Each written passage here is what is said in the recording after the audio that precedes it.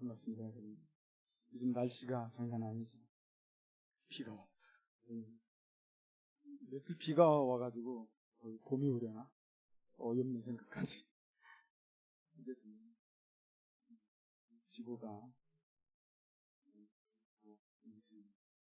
지구 아프면 우리도 아프기 쉽죠.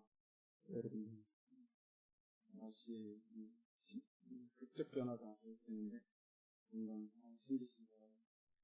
오늘 함께 나눌 말씀 제목은 감옥 생활이 기쁨이 된 이유가. 그래서 지난 시간에 이어서 이번에 우리 두 번째 오늘은 바울의 고난 그리고 바울의 기쁨 이런 것에 대해서 한번 생각해 보면서 삶을 우리에게 어떤 말씀이 있으신가. 로마의 감옥에서 바울이 옥중 생활을 하고 있죠. 그래서 우리가 금방 생각해 볼 수 있는 것은 바울이 참 힘들었겠다. 여러분 그렇게 생각이 드십니까? 아니면 바울인데 바울이 뭐 우리랑 급이 같아? 바울은 안 힘들었을 거야. 이렇게 생각할 수도 있겠죠. 기뻐하라, 감사하라. 항상 기뻐하고 범사에 감사하고 바울의 메시지인데 그러지 않았을걸? 오늘 이제 본문을 읽어보면서 참 바울이 정말 힘들었겠다 이 생각을 하게 됩니다. 적어도 세 가지 점에서 그렇거든요. 첫 번째로는 육체적으로 힘듦이 있습니다. 13절과 14절을 보면 반복되는 가 있는데 뭘까요? 13절 나의 매임이, 그죠? 14절 나의 매임으로 말미암아. 우리는 단순하게 매였다? 감옥 생활을 하고 있는 거 말하는 거 아니야? 이렇게 쉽게 생각할 수 있지만 사실 그게 아니라는 거 생각해 볼 필요가 있어요. 이 매임은 쇠사슬에 매여 있다, 쇠고랑 차고 있다, 그런 뜻입니다. 그래서 원어로 보면 이 매임이 족쇄라는 뜻이고요. 영어 성경도 이렇게 말했죠. I am in chains. 그래서 지금 체인들로 그래서 단순히 그냥 감옥에 갇혀 있는 게 아니라 이 쇠고랑을 차고 매우 육체적으로 고난 가운데 있다, 생각해 볼 수 있습니다. 그 당시 죄수들의 손목이나 발목에는 이런 쇠고랑들을 채웠는데 이유가 두 가지예요. 첫 번째로는 못 도망가게, 당연하죠. 두 번째로는 이것이 그에게 고통이 되도록 하기 위해서.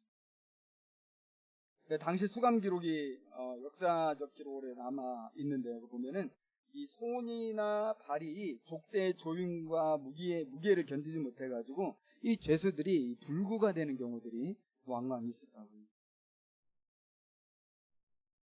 여러분 그 점에서 우리 바울을 생각해 보면 그곳에 무슨 의사가 있는 것도 아니고요. 요즘처럼 무슨 감옥 안에서 인권을 얘기하는 것도 아니고 많이 몸이 망가질 수 있었겠다. 그렇지만은 치료도 받지 못할 상황이고요. 매우 그 육체적 고통이 날이 갈수록 증가되었다 생각을 할 수 있습니다. 특별히 앞으로 재판 결과에 따라서 사실 살지 죽을지 모르잖아요. 그런 이 상황에서 육체적으로 계속 이 고통이 심해지면은 보통 사람이란 뭘 생각하겠어요? 죽음을 많이 생각하겠죠. 죽음이 나에게 뭐지 하나님. 그래서 20절 21절 우리 읽어봤지만 그런 말을 하는 거야. 담대하여 살든지 죽든지 이런 말이 나오는 거예요. 21절에서도 사는 것도 죽는 것도 이런 말이 나오는 거예요. 죽음을 이제는 초월하는 이런 상황에 이제 가게 되는데 그만큼 많이 생각하게 돼요. 안타깝습니다. 두 번째로는 인간관계가 힘들었다는 거예요. 우리 그런 생각할 수 있거든요. 아니 바울이 감옥에 갇혀 있어가지고 특정한 사람 외에는 아무도 만날 수가 없는데 무슨 인간관계냐 이렇게 할 수 있겠지만 그 편지를 읽어보니까 우리가 알 수 있잖아요. 바울에게는 이렇게 인간관계 힘든 사람들이 있었구나. 15절에 보니까 바울이 이제 갇힌 걸 보면서 오히려 좋아하는 사람들이 있더라. 투기와 분쟁으로 바울을 시기 나게 하려고, 바울을 아주 낙심케 하려고 열심히 복음을 전하는 거예요. 그죠? 17절을 보면은 나의 매임에 괴로움을 더하게 할 줄로 생각하여 불순한 마음으로 다툼으로 그리스도를 전하는 이런 사람들이 있다는 거죠. 그러니까 누가 바울을 힘들게 해요? 안 믿는 사람들이 아니에요. 믿음의 교회에 속한 사람들이 바울을 이렇게 힘들게 하는 거예요. 안타깝죠? 그래서 바울이 갇혀가지고 아무것도 못하니까 야, 드디어 우리가 우리의 세력을 불릴 때다. 평소에 악감정을 이제 품고 있었기 때문에 우리가 이렇게 해야 바울이 절망하겠지. 아주 하면서 아주 열심히 복음을 전하는. 자, 그러면 누굽니까, 여러분? 도대체 어떤 사람이길래 바울을 이렇게 미워하고 바울을 이렇게 괴롭힐 목적으로 복음을 전했습니다. 이제 빌립보서뿐만 아니라 고린도 전후서나 갈라디아서나 디모데전서 바울의 많은 서신서들이 있는데 그 보면 굉장히 많은 인간적 갈등이 이렇게 고백이 되거든요. 우리 생각이 야, 이렇게 위대한 바울이니까 인간관계에서 다 좋을 거라 생각하지만 사실은 교회 안에서 믿는 사람들 간에도 문제가 힘들어요. 많이 있어요. 안 믿는 사람들, 막 거짓 선생들이나 이단들도 많이 있어요.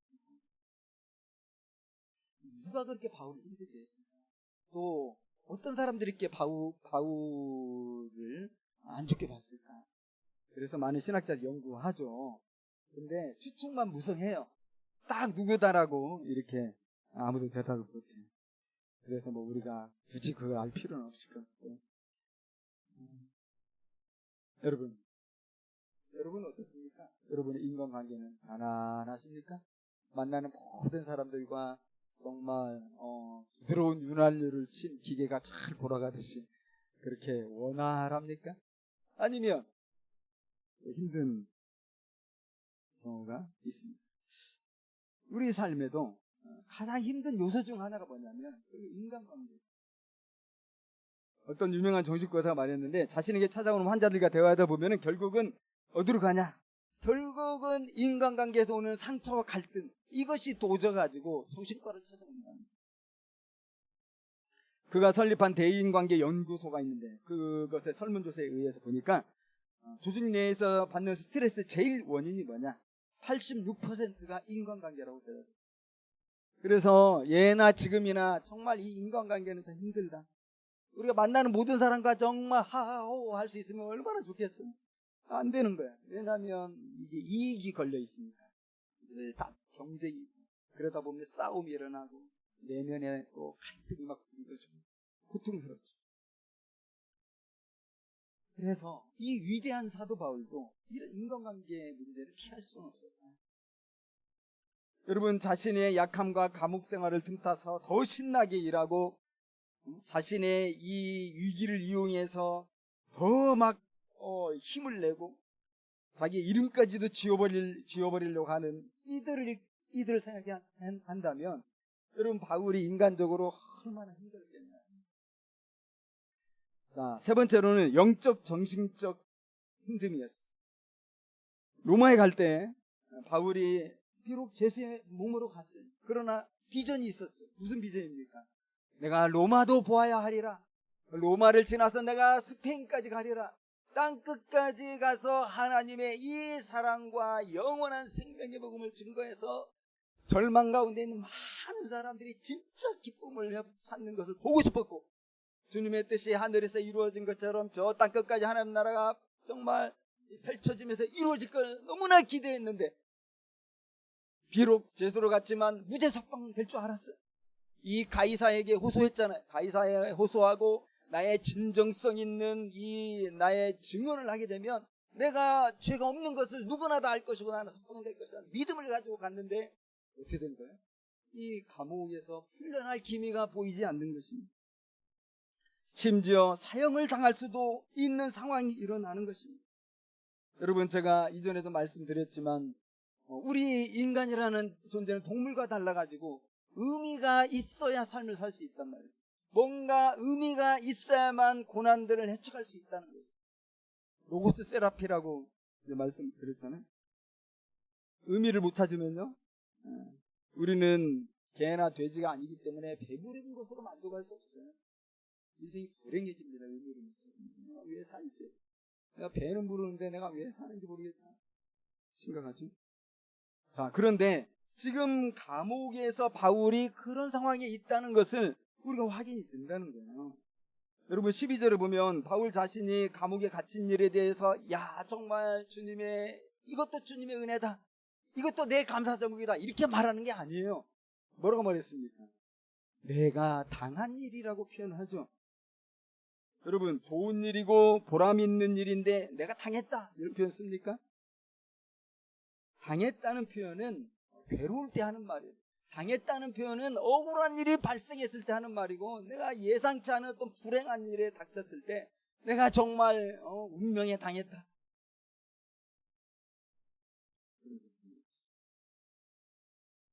그러니까 지금 바울이 당했다는 표현을 쓴 것은 적어도 이 편지를 쓰기 전까지는 상당히 괴로웠다는 단서입니다. 왜 내가 갇혀 있어야 하는지, 하나님께서 나를 로마에 보내셨으면 복음을 전할 수 있도록 풀어주셔야 되는 거 아닙니까? 그런데 왜 이 고통스러운 이 수감 생활을 기하고 없이 해야 됩니까? 그러면서 영적 의구심을 가졌다는 뜻입니다. 그래서 여러분 우리는 아무리 위대한 바울이지만 늙고 연약한 몸으로 로마 감옥에서 수감 생활을 하면서 참 많이 힘들었겠다 이 생각을 우리가 하게 되는 거죠. 하지만 여러분 이 반전 이것이 빌립보서의 특징 아니겠어요? 그 어느 것 하나 뜻대로 되지 않는 총체적인 힘듦 속에서 바울이 지금 어떻게 하고 있다는 거예요? 기뻐하고 있다는 거고요. 또 앞으로 어떻게 하겠다는 거예요? 앞으로도 자기 기뻐하겠다는 거예요. 그랬기 때문에 이제 빌립보 성도들에게 이 편지를 쓰는 거죠. 바울은 틀림없이 힘들었어요. 보통 힘든 게 아니었죠. 그런데 이 힘듦을 극복한 상태에서 빌립보 교회 성도들에게 편지를 쓰고 있습니다. 그래서 알리고 싶었어요. 너무나 자기를 걱정하는 빌립보 교회 성도들이 그렇지 않다. 나 때문에 염려하지 말라. 그대들이 염려하는 것과 달리 나는 힘들지 않다. 오히려 나는 지금 기뻐하고 있다. 그래서 내가 왜 기뻐하게 됐는지를 지금 설명하기 위해서 빌립보 교회 성도들에게 쓰고 있습니다. 12절이잖아요. 형제들아 내가 당한 일 누구나 다 당한 일이라고 생각해요. 그런데 이것이 도리어 복음 전파의 진전이 되었다. 이걸 너희들이 다 알기를 바래. 더 이상 걱정하지 말기를 나랑 함께 기뻐하기를 바래. 이게 빌립보서를 쓰게 된 이유 중 하나. 특별히 13절에서처럼 이런 얘기를 하는 거예요. 바울의 옥중 생활로 도리어 모든 시위대 안과 그 밖의 모든 사람에게 복음이 전파되게 되었다. 사실 이건 생각지 않은 복음의 전진, 복음의 진진. 여러분 어떻게 이 로마의 시위대 안에 이 복음이 전파되었을까요? 바울이 막 소리치면서 예수 믿으시오 그래야 천국 갑니다. 그랬을까요? 예수 안 믿으면 당신은 다 지옥불. 아무리 당신들이 권세를 많이 가지고 있고 로마 군인이라 할지라도 지옥을 피할 수 없습니다. 그러면서 막 밥도 안 먹고 막 고래고래 소리 질러가지고 시위대가 막 그렇게 막 복음이 나타나고 전도가 됐나요? 여러분 한번 생각해 보세요. 바울이 감옥생활을 어떻게 했을 것 같습니까? 바울의 그 예수의 체험과 복음을 위해 헌신했던 그동안 삶을 생각해 보면, 그리고 바울이 굉장히 어떤 윤리적인 걸 많이 강조했잖아요. 예수님처럼 거룩한 윤리적 삶을 살아야 됩니다. 바울이 감옥에서 어떻게 살았을까 우리 추측 가능하게 하는 것이 예를 들면 그런 거죠. 안중근 의사가 감옥생활을 어떻게 했나요? 여러분 뭐 읽어봐서 알겠지만 일본의 간수들이 감동을 하잖아요. 정말 이런 사람이 존경한다. 이런 기록들이 있어요. 여러분 히틀러에 대항했던 독일의 본헤퍼 목사님도 그 간수들이 이 독일의 간수들이 얼마나 감동합니까? 본헤퍼에 대해서 너무 다 사람이 당당하다는 거예요. 이제 곧 내일 모레 교수형이 취해질 사람인데 이런 것들이 본헤퍼의 길에 나오고, 그럼 바울은 안 그렇겠습니까? 바울의 일거수일투족 이런 것들이 그를 이제 교대로 이제 지키고 있는 이 시대들 안에 잔잔하게 감동이 되고 그 영향이 있지. 그런데 그런 것만 있는 게 아니라 바울은 재판 과정이 있기 때문에 이제 재판정에서 자기가 왜 여기까지 와서 이렇게 재판받고 있는지를 이 예루살렘에서 뭐 총독들에게 이야기했던 것처럼 다 얘기했을 거 아니에요. 그러면서 십자가의 이 복음과 부활의 복음이 또 하나님 나라의 이 복음이 증거됐을 것이고, 그래서 수많은 사람들에게 이 복음이 전파되었고 그 중에는 많은 사람들이 믿게 되었다는 겁니다. 여러분 생각해 보면 아마 초기에는 이 시위대와 로마 사람들이 바울을 어떻게 생각했어요? 무슨 심각한 정치범이나 아주 악독한 사기범이나 아주 중대한 이 범죄자로 생각했겠죠. 왜냐하면 얼마나 그저가 크면 저 예루살렘에서 이곳까지 끌고 왔나? 그 유로골라 태풍까지 골고하는. 이 보통 범죄자가 아니겠다 하고 다 기대하고 있었을 텐데 이 사람을 보니까 달라 다른 죄수입니다. 그리고 그 증거하는 걸 보니까 이제 그제서야 알게 되는 거고 바로 통해서 감동을 느끼기 시작합니다. 그래서 그들은 그냥 바울이 예수쟁이라는 것을 아는 정도가 아니라 그로 말미암아서 예수를 영접하는 일들이 일어났다는 거죠. 그래서 13절에서 사도 바울이 그리스도 안에서 온 시위대에게 자신의 매임이 나타났다. 그렇기 때문에 12절에서 복음의 진전이 되었다 얘기를 합니다. 이 모든 시위대는 말을 우리가 좀 살펴볼 필요가 있는데요. 로마의 시위대는 약 한 9,000명 정도로 이루어져 있다 그래요. 그런데 이 시위대가 정확히 뭘 의미하는가 우리가 알아보고자 할 때 이제 이 헬라어를 보게 되면 이게 프레토리엄이라는 말이 시위대가 사실 복음서에 브라이도리온이라고 하는 말도 나오는 걸 기억하죠. 그래서 황제의 거처나 아니면 총독의 거처 이런 관사 또 거길 지키는 친위 부대 이런 것을 의미한다고 볼 수 있거든요. 그러므로 이 모든 시위대로 한 걸 볼 때 지금 바울은 로마의 핵심이라고 할 수 있는 그런 곳에 감옥에 있는 겁니다. 로마의 귀족들과 황제의 친위대를 접할 수 있는 특별한 환경에 있게 된 거죠. 특별히 그래서 우리가 주목할 수 있는 게 빌립보서 4장 22절인데요. 이제 빌립보 편지를 마치면서 마무리 인사를 하고 있잖아요. 마무리 인사할 때 그럼 잘 계셔라 뭐 이렇게 마지막 인사하잖아요. 근데 문안 인사를 빌립보 교회 성도들에게 이제 모든 성도들이 한다 이런 식으로 이야기를 하면서 특별히 가이사집 사람들도 당신들에게 문안 인사를 전합니다 이러면서 바울이 이제 편지 마무리 하잖아요. 가이사는 로마 황제죠. 그러니까 가이사의 집은 명백하게 로마 황제에 속한 사람들이죠. 물론 로마 황제가 믿었다 이런 것보다는 로마 황제와 관련된 사람들이 옥중에 바울과 접하면서 예수님께 대한 신앙을 가졌다는 거예요. 그래서 여기 나와 함께 있는 가이사 집 사람들도 너희들에게 지금 문안 인사를 한다. 당신들에게 문안 인사를 한다. 여러분 바울도 처음에는 자신의 당한 고난을 이해하기 힘들었습니다. 그래서 그것 때문에 참 이 고민을 많이 했겠다. 또 신음 섞인 기도를 많이 했겠다. 이런 생각이 듭니다. 그렇게 시간이 흐르는 가운데 고민하고 기도하고 또 사색하면서 이제 하나님의 뜻을 희미했던 그 뜻을 점점 분명히 알아가기 시작했던 무엇보다도 자신의 주변에서 벌어지는 일들 속에서 바울이 확실히 깨달은 것은 나는 비록 갇혔지만 하나님은 갇히지 않았구나. 나는 비록 이렇게 매였지만은 이 복음은 자유하게 전진하는구나. 이게 깨달아진 거죠. 여러분 사실 이게 바울의 인생의 비전 아닙니까? 바울의 존재 이유가 바울이 무엇 때문에 지금 살고 있어요? 바울의 간절한 기대와 소망은 자기의 목숨도 조금 더 귀하게 여기지 아니하고 그가 이 헌신하는 것은 이 하나님 나라의 복음이 예수님이 마지막 주신 그 말씀을 따라서 땅끝까지 증거되는 거예요. 이게 바울의 비전, 인생의 소망에 밥 먹고 사는 이유입니다.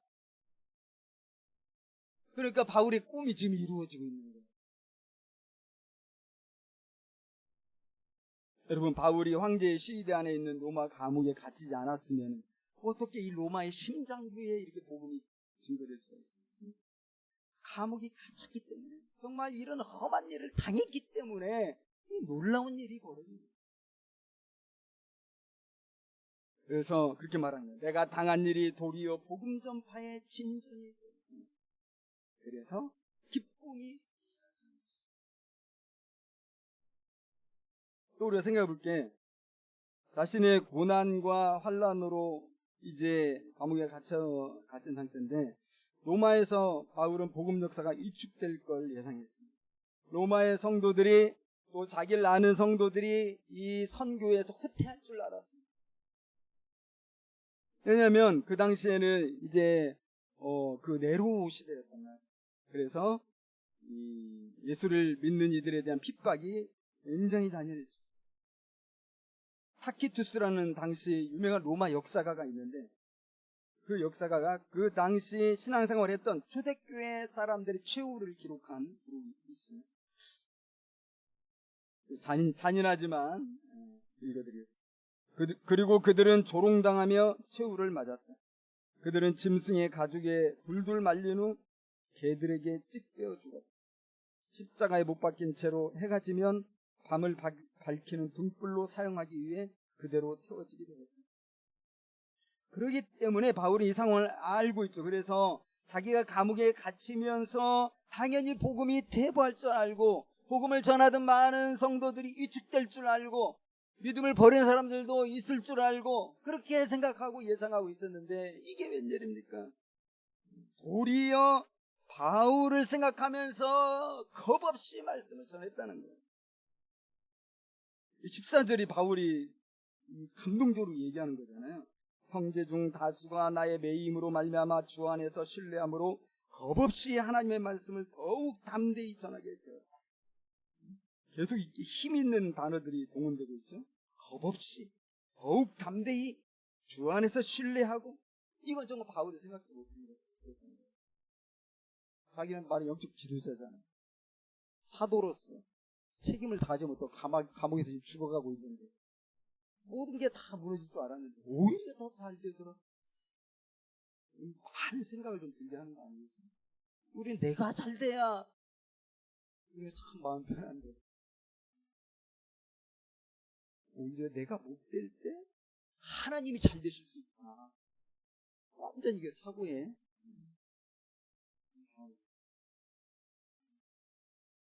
또 있어요. 자기를 싫어하고 자신과 갈등 관계에 있던 사람들이 자기를 괴롭히려고 더 복음을 열심히 전한다는 거예요.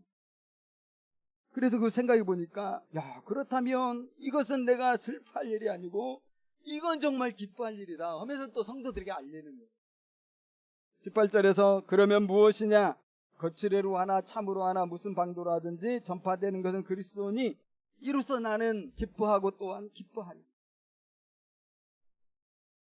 여러분, 물론 이 말은 복음만 전해진다면 수단 방법 가리지 않아도 된다, 이런 뜻은 아니죠. 또 아무리 불순한 뜻을 가지고 나쁜 동기를 가지고 복음을 전파할 때에 복음만 전파된다면 괜찮은 거다, 이걸 가리키는 게 아니에요. 지금 바울은 무슨 말하고 싶어 하는 겁니까? 바울이 기뻐한다는 이유는 뭡니까? 그것은 하나님의 일하고 계심을 믿는다는 이런 뜻입니다. 나를 반대하는 자들을 통해서도 하나님께서는 복음을 전하시는구나, 그렇게 깨달게 된 거죠. 그래서 그 깨달음이 결국 바울에게, 이 대적자들에게 관대한 마음을 품게 되는 거예요. 사람을 미워하지 않아요. 자기를 이렇게 괴롭히려고 했던 사람들을 바울은 원망하지도 않고요. 심지어 빌립보 성도들에게 좀 찾아가서 너희들이 시시비비를 좀 따져라, 뭐 이런 거 부탁하지도 않고요. 왜 그렇습니까? 하나님의 일하심을 보니까 마음이 정말 바다처럼 넓어졌습니다. 바울이 로마서 8장 28절에 자기 그 얘기했는데 그거 그대로 지금 적용합니다. 모든 걸 합력해서 선을 이루시는 하나님. 그리고 이런 모든 복음의 전진은 19절에 있는 것처럼 빌립보 교회 성도들의 충복이 더 덥습니다. 그렇게 고백을 해요. 감사합니다. 여러분들이 충복에 대해서 이런 일들이 일어나고 있습니다. 또 하나, 예수 그리스도의 성령의 도우심으로 이런 일들이 일어나고 있고 마침내 나는 참된 구원에 이르게 될 것이라고. 무엇보다도 자신의 간절한 기대와 소망은 살든지 죽든지 자기 몸에서 그리스도가 존귀되는 것이잖아요. 여기 자기 몸이라는 것은 그냥 육체적인 이걸 가리키는 게 아니라 전 인생을, 삶을 가리키는, 총체적인 자신의 인생을 가리키는. 정말 바울의 진정한 간절한 그 기대와 소망은 자신의 인생을 통해서 주님의 이름이 존귀하게 되는 건데, 지금 감옥에 갇힌 이 불행한 일로 말미암아 오히려 그런 일들이 활발하게 일어나게 되니까 너무. 그래서 죽는 것도 사는 것도 이제 나에게는 문제가 되지 않는, 소원해버리는 20절과 21절. 여러분, 어떻게 육체적으로 죽음을 생각할 정도로 심각한 이 상태 바울이 이렇게 안 할 수가 없습니다. 어떻게 인간관계에서 이렇게 큰 갈등을 겪으면서 상처도 많이 받았을 텐데 어떻게 이렇게 기쁨이 가득할 수 있습니까?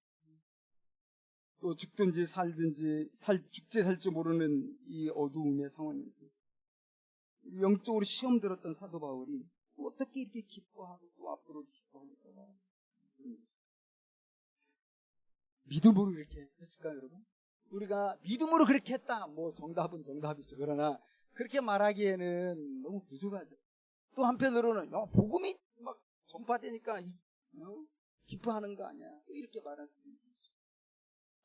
틀린 말은 아니지만 그렇게 그것으로 끝내기에는 좀 부족하지 않습니까, 여러분?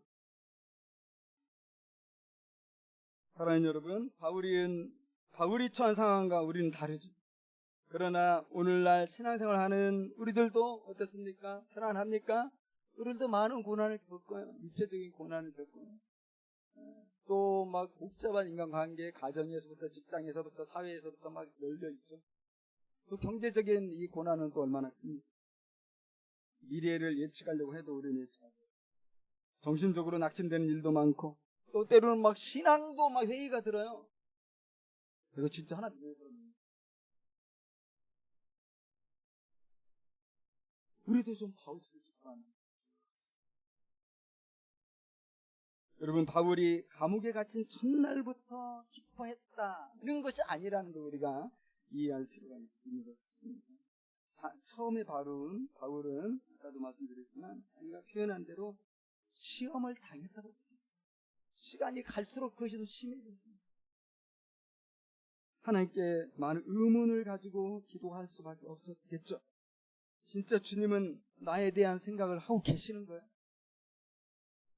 주님이 나를 사랑한다는데 어떻게, 왜 이 고통에 계속 이렇게 오랫동안 두십니까?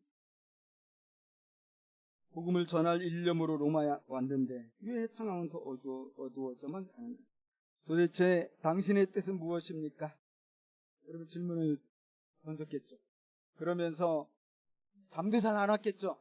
대답을 모르면 우리가 편안할 수가 없어요. 그러면 막 갈등이 계속 일어나는 거예요. 에이, 그냥 있자.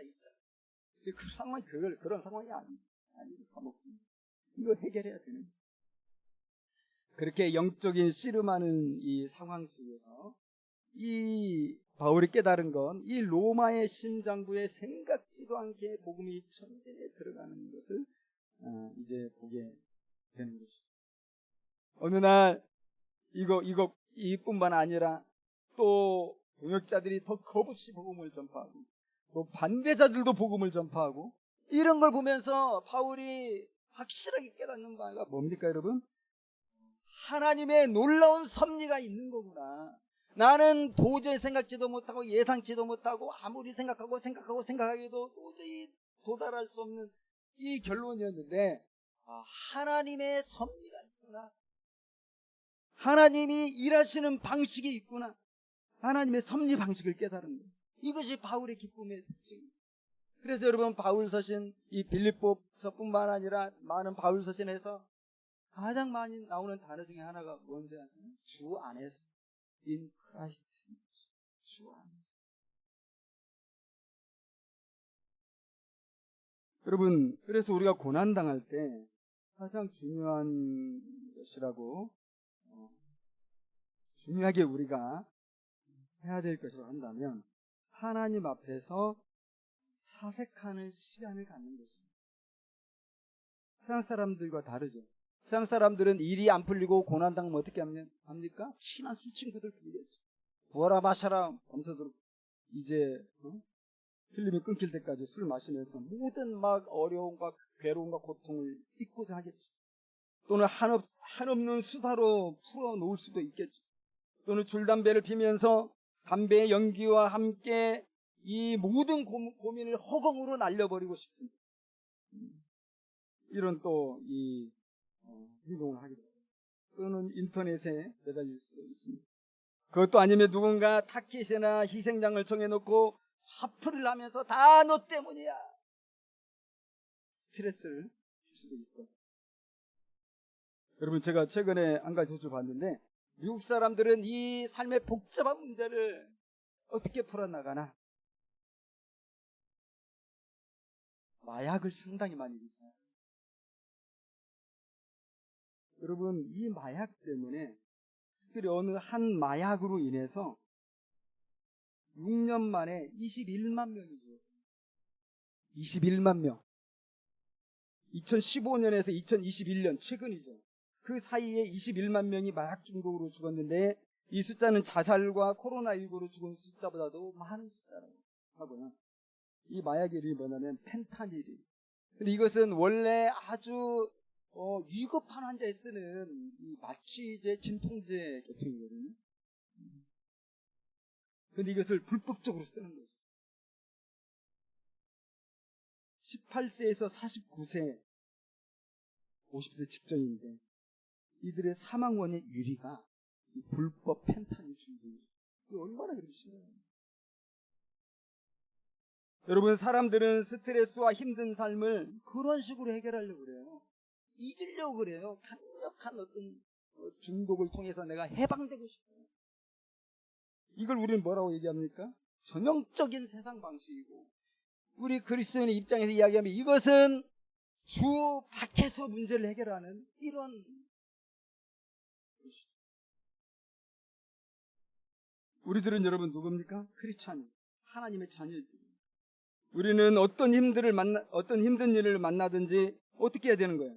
하나님 앞에서 질문을 던지고 하나님 앞에서 고뇌하고 하나님 앞에서 부르짖으면서 우리가 사색을 해야 되는 거 아니겠습니까? 이것이 바로 인 크라이스트, 주님 안에서 이 문제를 해결해 나가는 방식입니다. 한 주석가는 말하기를 바로 이것을 빌립보 성도들과 함께 공부하고 싶었다는 거예요. 한번 그 부분 읽어보겠습니다. 바울은 빌립보서에서 자신의 고난을 그리스도 안에서라는 독특한 관점에서 바라보며 고난에 대한 새로운 이해를 제시한다. 바울은 빌립보 교인들이 이 관점을 공유하길 바랬다. 그리스도 아니라는 관점으로 고난을 바라볼 때 그리스도인은 자신에게 주어진 기쁨을 고난에 빼앗기지 않게 된다. 우리가 어려운 일들 속에서 주님께 신음하듯 질문하고 그 답을 기다리면서 사색을 하는 거죠. 이게 이제 기도잖아요. 근데 우리가 그렇게 잘 못해요. 여러분은 잘 하셔야 될 거예요. 대부분은. 왜냐하면 훈련이 안 돼 있어요. 그리스도 안에서 환난을 극복하고 어려움을 극복하고 아까 말한 다양한 이 어려움의 종류들이 있는데 이런 것들을 해결해 나가는 방식을 훈련을 잘 못 받아가지고 그냥 예수 믿고 천국 간다는 이 믿음 하나로 교회 그냥 왔다 갔다 하는 거지. 그럼 대부분 내가 아는 사람들은 누구예요? 나에게 영향을 끼치고 있는 사람 누굽니까? 사회에서 90%가 안 믿는 사람들. 그리고 내 주변에 친한 사람들은 같이 일하는 동료들은 대부분 그런 사람들이. 우리는 주님 밖에서 해결하는 방식이 나에게 지금 익숙해져 있죠, 사실. 그래서 이걸 잘 못해요. 주님 안에서 해결하는 방식. 그걸 우리가 빌립보서 보면서 해야 되겠다. 그래서 저는 하나님께서 바울을 통해 이렇게 말씀하셨다고 믿습니다. 로마서 12장 2절에 너희는 이 세대를 본받지 말고 오직 마음을 새롭게 함으로 변화를 받아 하나님의 선하시고 기뻐하시고 온전하신 뜻이 무엇인지 분별하도록 하라. 여러분 창살 없는 감옥 생활에서 기쁨이 솟구치는 일은 없을지 모르겠습니다. 그럼에도 불구하고 우리가 항상 주 안에서 우리 마음을 이렇게 평안하게 유지할 수 있습니다. 그래서 잠언에서도 말하는 것처럼 내 마음을 지키라. 무릇 이에서 생명이 나옵니다.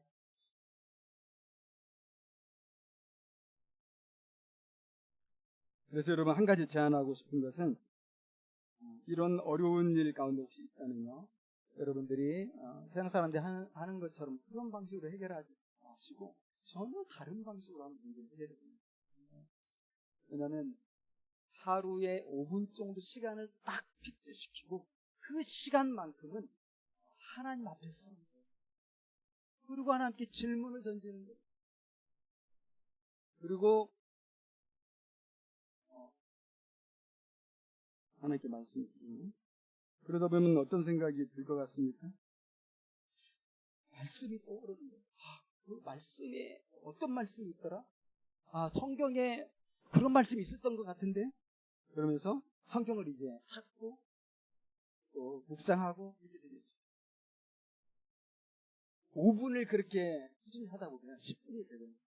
30분.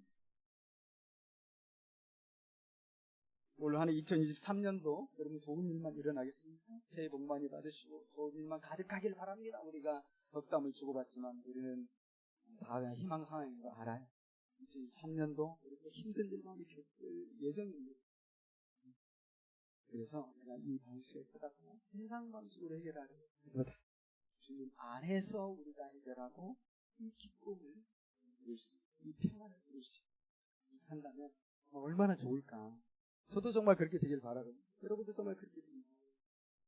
복잡하고 이 일을 알 수 없는 이 암울한 세상에서 고요한 평안을 잊지 못하는 그리고 이 하나님의 뜻을 펼치면서 이거는